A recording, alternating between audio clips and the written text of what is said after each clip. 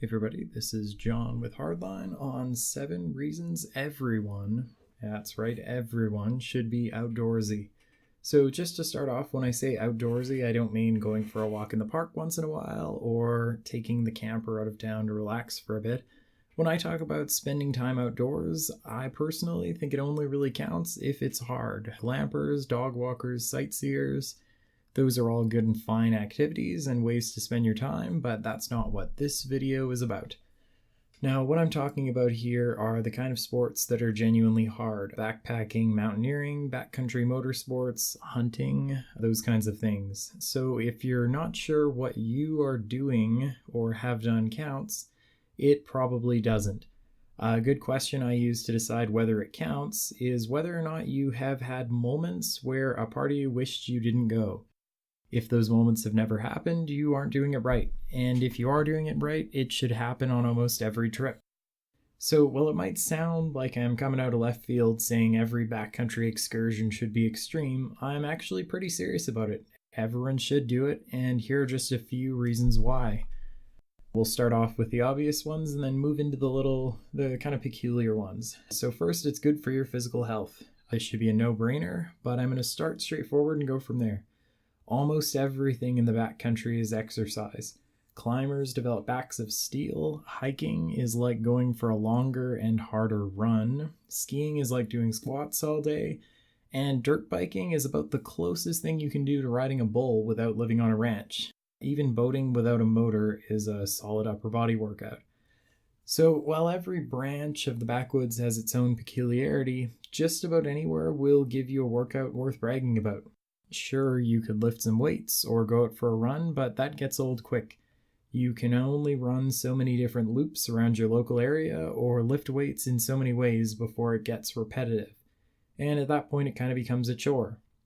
Outdoors, the workout's different every time, and that makes it a whole lot easier to do, of all things. Once you've done it a bit, you might even forget how exhausting it can be until you go out the next time. And obviously the reason you go isn't just for the exercise, it's to see a new place, try a new route, or any other reason. But by the time you get home, you'll have burnt a few thousand calories and almost everywhere will be sore. You develop skills that can be very useful. So if you live in a city, it's easy to forget that the skills people use when they camp can actually come in handy. I'm sure campers who are preppers watching this video will want to point out how it all ties into disaster preparedness or something along those lines. But there are also a lot of little things learned in the backwoods that come in handy all the time. For example, tying knots, fixing clothes, packing things to take up not too much space, working with tools, maintaining gear, repairing an engine, dressing for the weather, are all things that come in handy around the house, in the garage, and at times even around town. So the next reason, it's cheaper than you expect. Now, in this day and age, nothing is free, right? With the growing popularity of young urban professionals, Subaru driving, Patagonia wearing outdoorsmen and women, taking to the outdoors can look very expensive. Well, it can be, it doesn't have to be, if you're okay without the latest gear and gadgets. I'll start by breaking down a few sports and even cover the minimums to get started on some of the more elite ones. So to start with a few assumptions, I'm assuming you're in a wealth tier where you can cover expenses and have a car. If you don't drive, I hate to say, but you aren't getting very far from the city. Let's take the cheapest of all, hiking. It's cheap, and in fact, maybe the cheapest sport in the world. All you need are a decent pair of shoes and maybe a jacket, depending on your climate. And I'm pretty sure that everyone with a car also has a pair of sneakers and some gym clothes. Yes, sneakers and gym shorts, if you can walk around all day in them and don't mind them getting wet, they will work for any summer day hike. A backpack's a bonus. Obviously, short hikes you can get away without one, but you don't need a fancy camelback or a North Face bag. For day hikes, if you're on a real tight budget, one of those drawstring gym bags will do it. Wear some gym shorts or some old jeans, depending on how prickly your shrubs are. Grab a bottle of water and a snack. Take a coat if you think it might rain, and you're good to go. Some tools might also come in handy. Obviously, a knife, some string, some tape, and an old t-shirt are more handy than you would expect. And I can't even count the number of times I'd made people gasp telling them that tape and an old t-shirt is an adequate first aid kit. But let's be realistic, first aid's meant to last until you get to better medical supplies. And realistic hiking injuries, right, again, this isn't base jumping, include minor cuts, sprains, and scrapes. If you trip on a rock and cut your hand, it's pretty easy to survive without any first aid, let alone some basics. So getting a little fancier in our hiking world, say you want to camp too, gear's still pretty cheap. A $200 multi-day bag will last years. I bought mine for $20, and while it looks ratty, and has looked ratty since the day I bought it, it's made it through about 5 years of heavy use, and that includes using it to pack skis, using it to sleep out of, and using it to haul lumber even. $500, this is getting a little more expensive, will get you a decent 2-person tent and a 3-season sleeping bag. That's $500 for both. Probably a mat too. These won't be the best, but they'll be fine for parts of the year where you actually want to be outside. The only place that I would really recommend splurging is base layers. Modern merino wool can easily run up to $100 for a base shirt and $50 for base long johns, but they will keep you warm even when they're wet. They're possibly even more important than a good coat. Because personally, I've never found a coat that'll keep you totally dry. Maybe, a $1,000 coat works, but even a mountain hardwear jacket, those kinds of things. Water gets in, sweat appears on the inside. Getting water out without letting too much in is pretty challenging to engineer. So, if you have the base layers, right, it doesn't really matter if you get wet, you're warm despite it. So now everything else is almost entirely optional, but each of them come in handy, right? A $30 hydration bag, that's basically the insert you'd put in a camelback, is nice. And you can put it in any backpack you want, but at the same time, reusing plastic water bottles works just fine.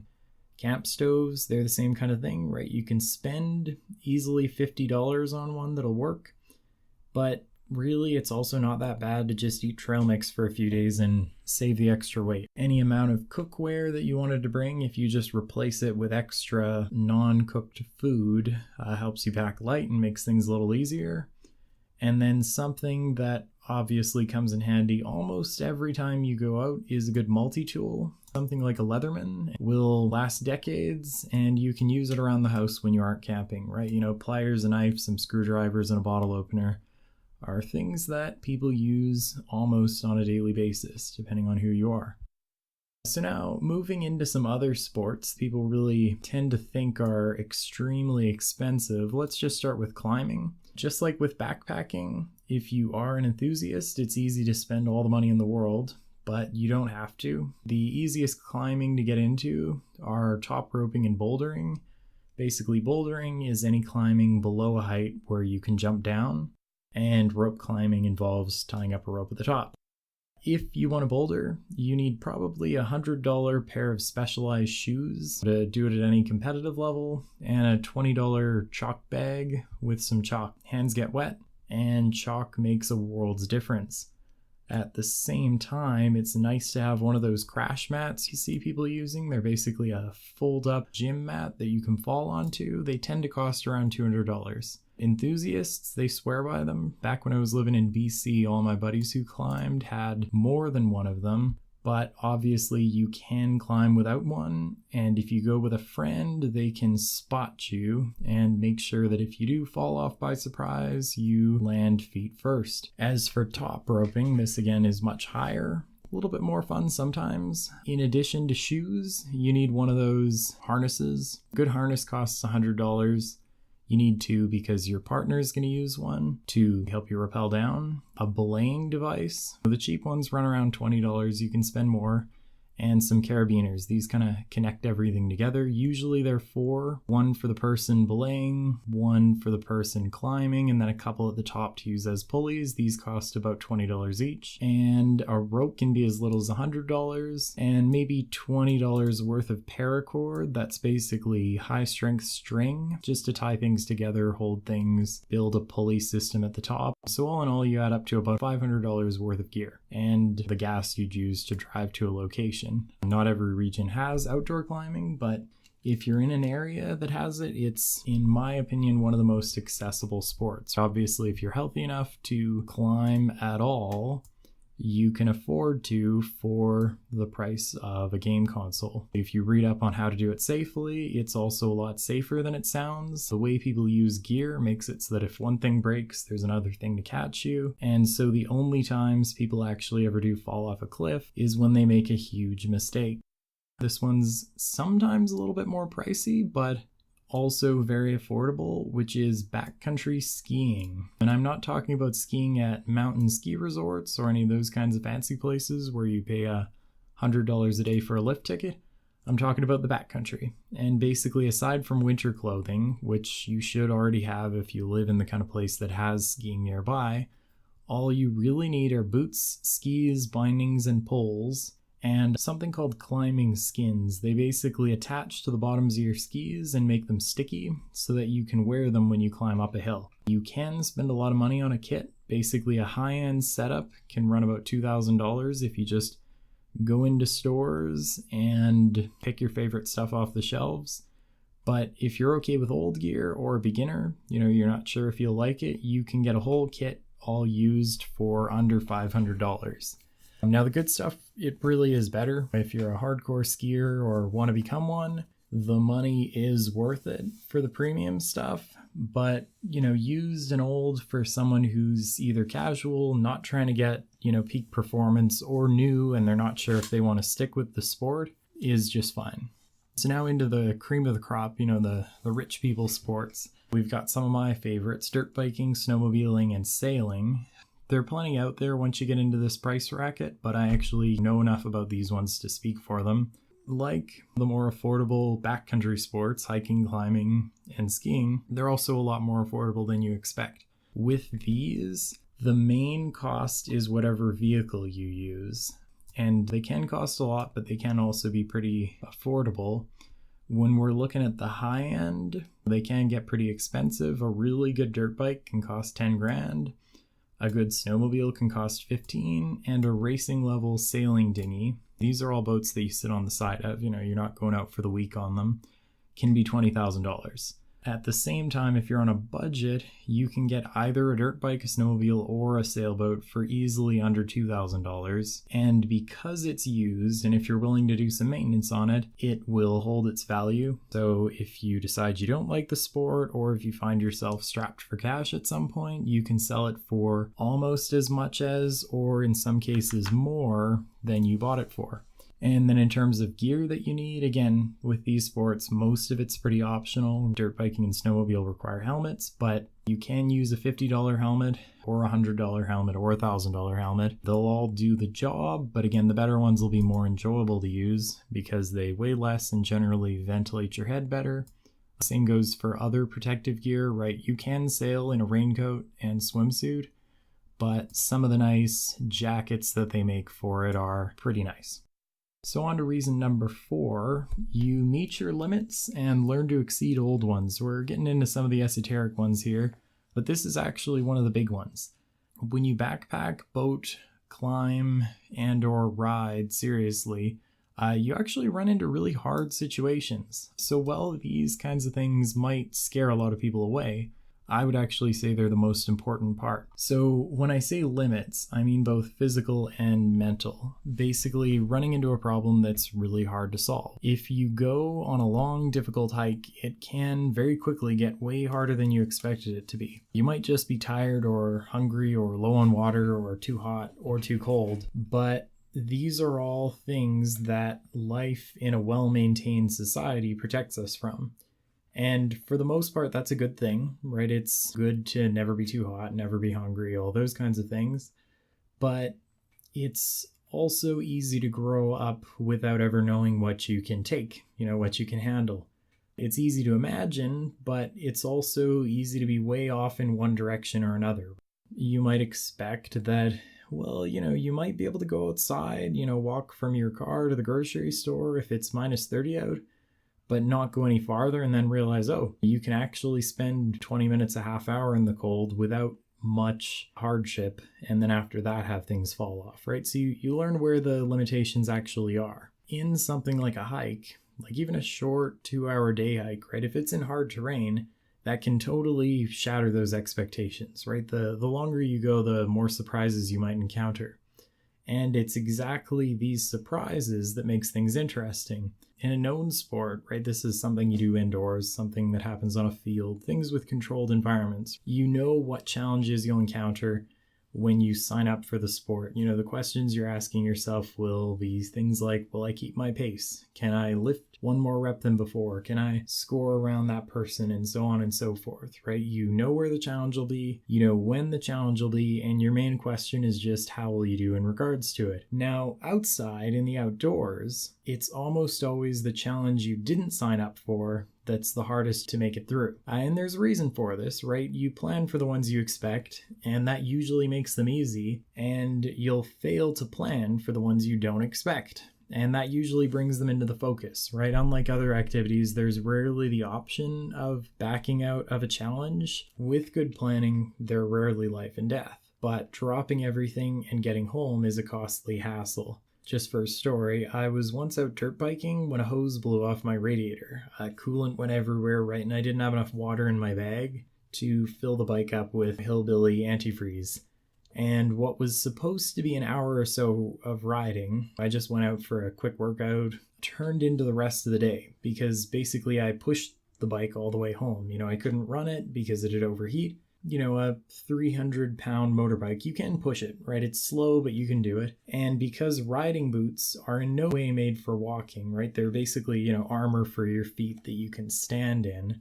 My feet were so blistered that they were just like bleeding everywhere by the time I was able to get home and call it a night. And plenty of times during this push back, right, I thought I should just abandon the bike in the woods and go back and get it another day. You know, I'll walk it home, leave it under a tree, come back with hiking boots on and push it home when I'm properly dressed. But since I did it the once, I know now in hindsight, well, if I ever got into a situation that difficult again, I could do it again, right? It wouldn't be fun, but I know I can do it. Another time, I flipped a snowmobile in deep snow, and it was just warm enough out that the vehicle kind of melted the snow around it, and it sunk in. And then as the engine cooled down and the body cooled down around it, the snow that was melted into water refroze as ice around it. So to dig it out, I actually had to make a hole beside it that was big enough and deep enough to roll it down onto hardpack and then dig like a gently sloped ramp out of, at this point, like a trench that I dug. And that time it actually took like 3 hours to get moving again.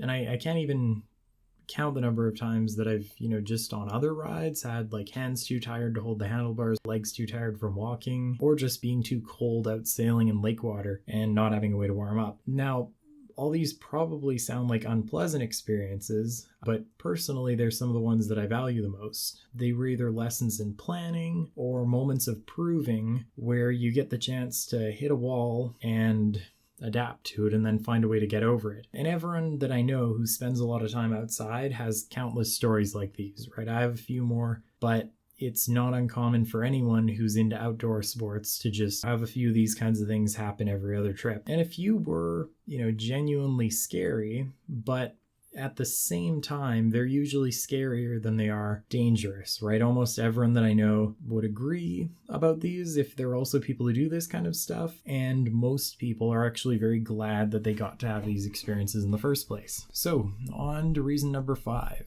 Quite counterintuitively, these activities will reduce your stress levels. So some of the calmest people that I've ever met are actually people who spend time in the wilderness regularly, and generally the more extreme the sport they do, the more calm they are. When you think of the most stressful parts of everyday life, right, the first ones that come to mind for me are job interviews, talking about relationships, driving in hectic traffic, and maybe for some of us, like walking around in the city at night. Now, compare those to hanging off a cliff by a rope, or sailing a boat as a storm rolls in, or looking down a crevasse in a glacier and noticing that there's water flowing under you, or twisting your ankle on a trail that's miles from the nearest road, or even just having an engine fail to start but 20 miles from the nearest road.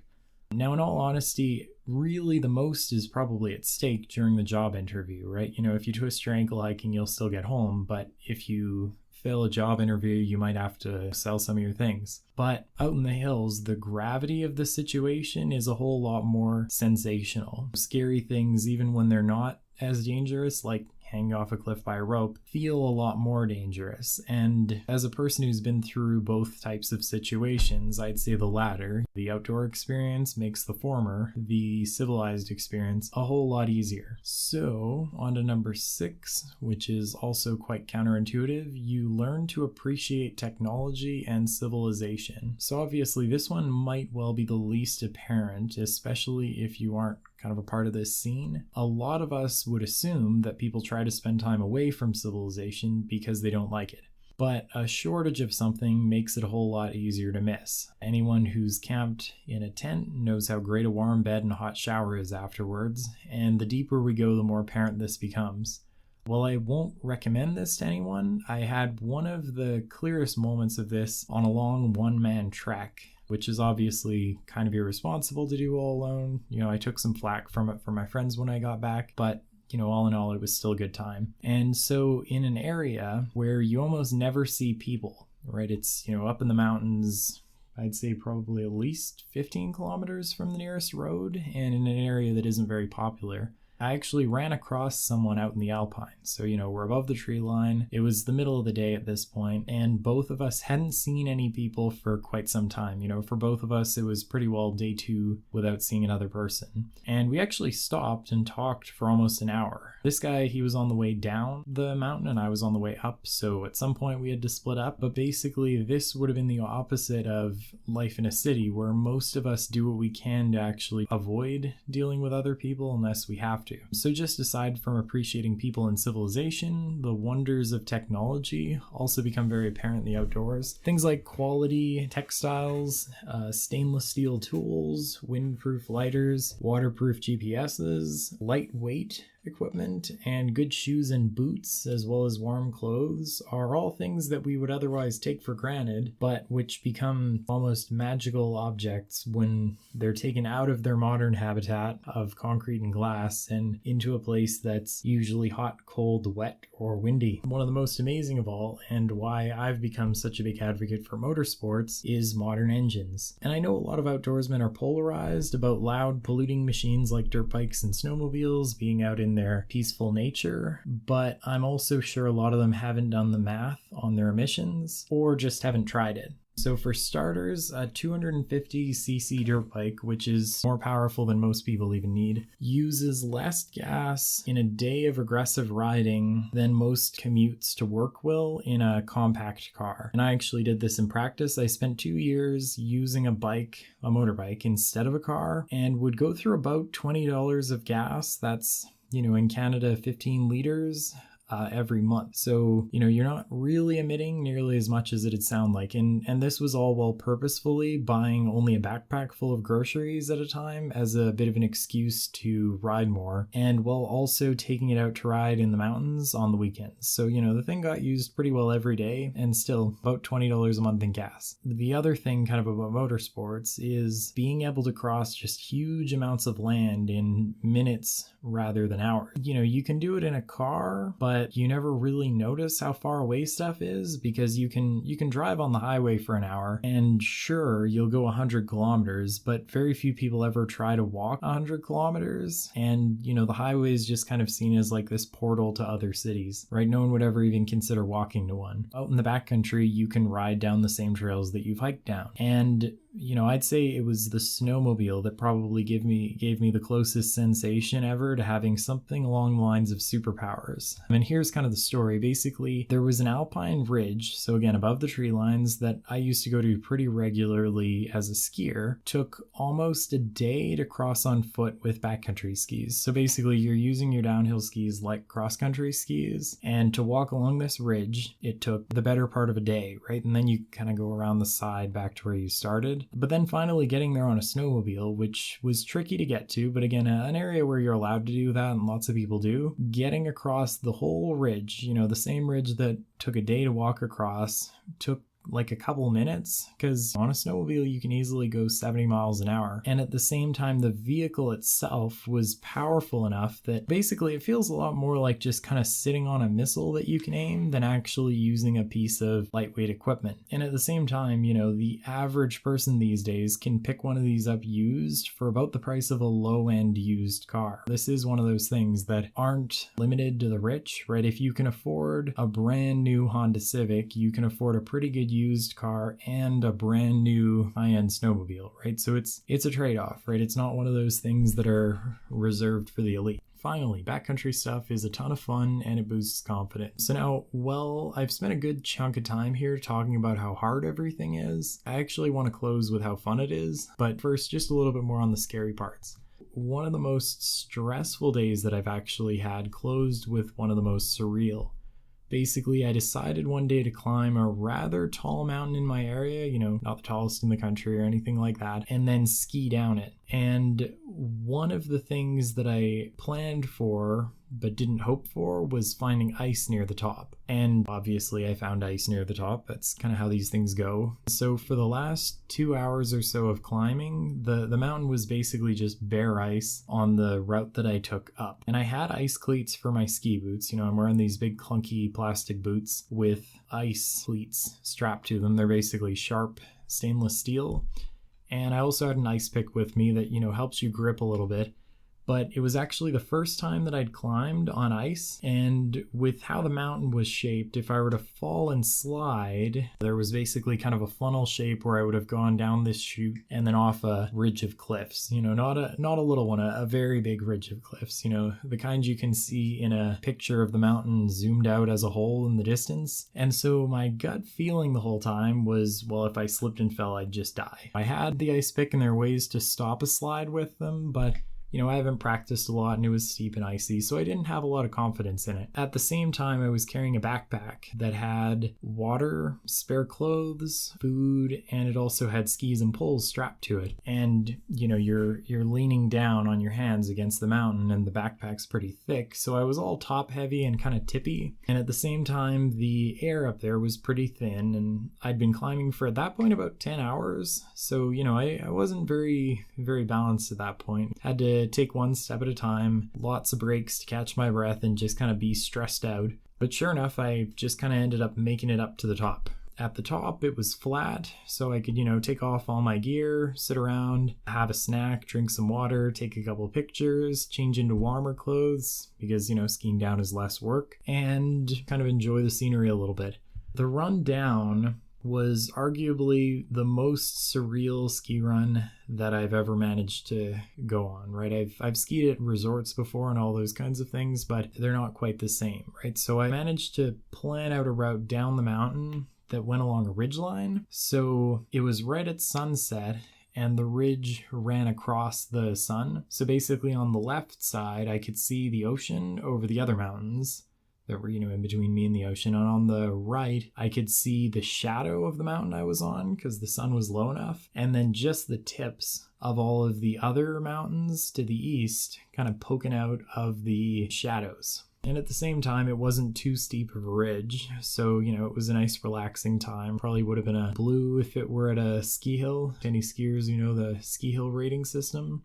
And it was long too, right? It was like easily an hour of skiing downhill before I had to switch back into cross-country mode. So that was actually the hardest climb that I've ever done. But I still know there are plenty of bigger mountains out there and plenty that have better snow on them. So if I'm wanting to take on a greater challenge, there's still harder ones out there. But if I want a more lighthearted one, there's also lots of options there that'll obviously be different. A quick hike to a quiet lake could be a good day for a swim. Riding trails with friends is a hoot and a half, and just going camping for the sake of it, well, still plenty of work. You're making fires, cooking, building shelters is also still pretty relaxing and fun despite all that. And at the same time, sailing on a nice day can just be a great way to enjoy the wind and the feeling of freedom that free energy gives you. And at the same time, rock climbing on easy routes is just a great workout that gives you time to socialize with friends, right? The list goes on. But to those of you that have already gotten out there, I'm sure this video has basically just been a pat on the back and a bunch of things you've already heard. And to those of you that don't, if you've got a job and a car and can walk, there's really not a lot stopping you from giving it all a try. On a closing note, this channel is the first step in a project I'm working on to start up a new social network. Basically, the platforms we use these days to share content seem to be getting a little out of date, and it seems they might be due for an update. If you're interested, please feel free to watch my video, It's Time for a New Social Network, or any other on the channel. More will be on the way, and I'm looking for collaborators, supporters, and critics, so there are ways of getting a hold of me in the description. Feel free to send a message. In the meantime, thanks for watching.